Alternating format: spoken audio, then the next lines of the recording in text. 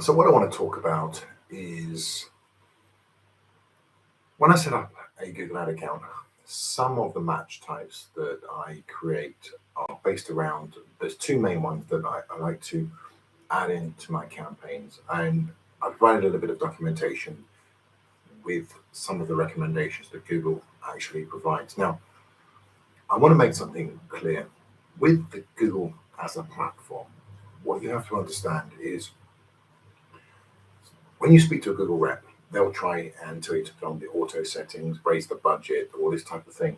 And that type of messaging from Google isn't correct for you to get the most out of your Google Ad account. But Google does actually provide good information and tells you what we should be doing based on information that they provide. And one of those things is how I set up my match types is based on data again. So whenever somebody asks me a question, I have the answer because it's based on data and experience. And again, experience is based off the years of data that I've built up. And again, it's not necessarily, we've got to have a bit of an understanding. The years of experience, specifically, let's talk about the last 6 to 12 months because that's when things have changed. So let's talk about match types. The information needs to be relevant to what's happening now with Google. So Google tells us that by adding in exact and broad, so let me rephrase that. I'm saying when I'm running a Google Ad account, I'll add in exact and broad. Now, the reason I add in broad is broad match is the only match type that will pick up every single signal, um, performance signal that Google sends out. So when I say performance signal, it's looking at the keywords that you're targeting. It's looking at landing pages. It's looking at other keywords that you're targeting in ad groups. It's looking or adding in AI-based search. It's adding in predictive performance and it's adding in user location. So this is the only match type. So let me ask you a question. Why wouldn't you add it in? It makes absolutely no sense to me why you wouldn't have that in your performance of your campaign. And the problem that we've got is there's too many people with large followings giving the wrong advice because they don't actually run Google Ads. And this is the problem now. If they do run Google Ads, the way they're running Google Ads is so outdated. It's absolutely crazy. And the problem that we're seeing is misinformed people giving misinformed information. If you want to understand the platform that you're working on, you've got to learn the rules of how to get the best out of the platform.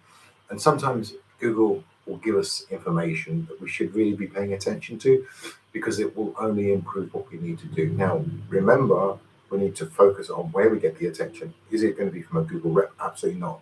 This is not the type of information that a Google rep will give you. Google reps will just tell you that they're looking at a sales script, looking, adding in this auto recommendation and the amount of campaigns that are going in, turning off the auto recommendation. I had one yesterday. They had every single automated recommendation they had. I think it was 25 broad terms running, just absolutely no optimization being performed or happening with the Google Ad account.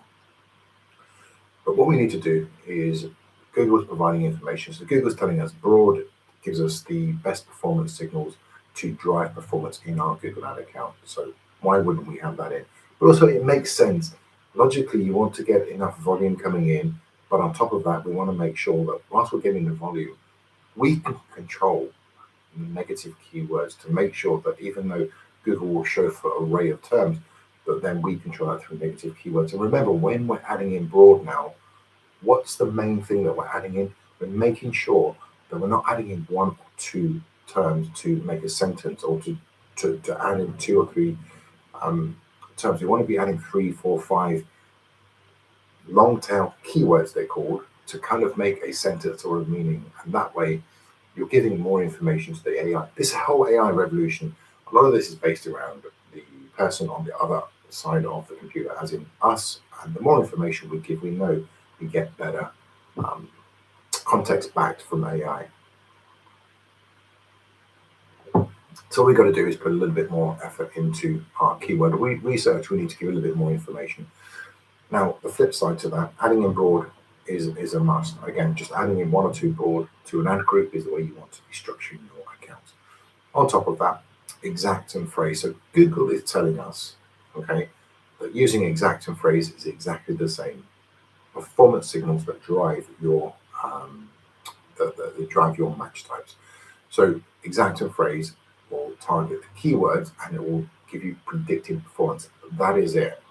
So with exact and phrase, there to me, there's no point in using phrase. Phrase used to be something that we used to use, but now for me, there's not really any point in using phrase because exact and phrase do the same thing. So what we've got to do is make sure that if we're adding in exact and broad, we're doing it for the reasons in the sense that the exact term that we're adding in is the closest variant to the signal or to the search term that's been triggered. And then obviously we're adding in the broad, which gives us all the signals that we need to increase our performance. But on top of that, it's giving us the volume, and then we can control that through our negative keywords. So I just wanted to give a little bit of context into why we would add in broad with exact. So exact and broad is what's working. Now, question. Are there accounts that I've looked at or taken over that have phrase in that is working? Absolutely. That's absolutely fine. I would leave the phrase in there, but what I would do would structure the account like I mentioned, which is adding in exact and broad. But if I'm seeing phrase and it's working, no problem. I'd leave it in there. Now, can you get a phrase to work? Absolutely you can, but it makes no sense to me if Google is telling us performance-wise that exact and phrase do the same thing. Why don't you just focus on one? Why do we need to use phrase? Again, based on what I've seen, my structure, the actual monetary value I put behind Google, this is how I'm seeing the best performance. Again, if you want to use phrase, that's entirely up to you. But I just want to give you some metrics, some understanding of the performance signals that Google sends to your account and what that actually means in the structure of the account. It just means, to me, it doesn't make any sense to have phrasing. But like I said, if phrase is in an account and it's working, I'll leave it and I'll just restructure the account around the good practices that I've mentioned with you. So again, remember, broad match is only the match type. Broad match is the only match type that uses all the signals that are available. And let me just read this. I've got a little point I just want to make. Landing page keywords in the other ad groups, previous searches, user location, to understand the intent of both the query and your keyword while having the flexibility to find the most relevant match that is expected to perform for you. Guys, this is from Google. So these are the guys who actually run your Google ads. This is what they're putting into the AI. So again, we kind of need to pay attention. We need to pay attention to the right information. The problem we have these days, I'll tell you what the problem is. We have so much information, but we're actually misled. And we're starved of actual pure knowledge. And this has been the problem for years. So much information, so much blur, so much BS that really it's difficult. And I get that. I absolutely get that. It's difficult to know what to. You see this person saying one thing, you say that person saying another, and you've just got to try and find someone who actually runs Google Ads, keeps up to date with all the changes, and actually provides some pure value with the context of how to get the very best out of a Google Ad account.